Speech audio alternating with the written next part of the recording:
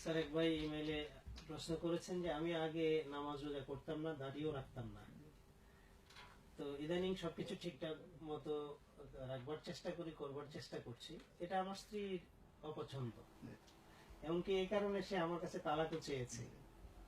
এমন অবস্থায় আমি কি করতে পারি, পরামর্শ চাচ্ছি। জি, খুবই দুঃখজনক।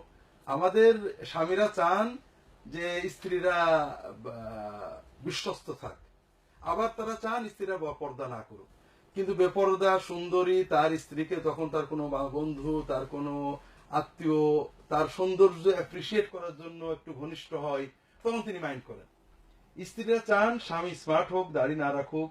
কিন্তু এই স্মার্ট স্বামীকে যখন তার কোনো বান্ধবী, তার কোনো আত্মীয়া অ্যাপ্রিসিয়েট করেন, যে তাকে সুন্দর বলে একটু ঘনিষ্ঠ হন, তখন স্ত্রী কষ্ট পান। কিন্তু এর কোনো মাঝখানে দাঁড়ানোর সুযোগ নেই।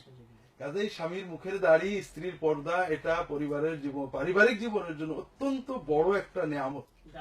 হ্যাঁ, ঢাল। কারণ যে স্বামী দাড়ি রেখেছে সে আর যাই করুক স্ত্রীর প্রতি সহজে অবিশ্বস্ত হতে পারে না। যে স্ত্রী বোরকা পরেছে সে সহজে স্বামীর প্রতি অবিশ্বস্ত হতে পারে না। এটা হলো আমাদের দুনিয়ার গেইন আর আল্লাহর দিন পালনের বরকত, শান্তি। কাজেই আপনার স্ত্রীকে বোঝান, আর আপনার স্ত্রী যদি তালাক চান আপনি তাকে অপশন দেন, দেখো এটা তোমার ইচ্ছা, আমি দিন পালন করলে তোমার যদি কষ্ট লাগে তুমি দেখো আমার সে ভালো কাউকে পাও কিনা। এখন কাজে আমার মনে হয় কিছুদিন সবরের সাথে, ভালোবাসার সাথে এটা ডিল করলে এই সমস্যা থাকবে না, আপনার স্ত্রী এর গুরুত্ব বুঝতে পারবে।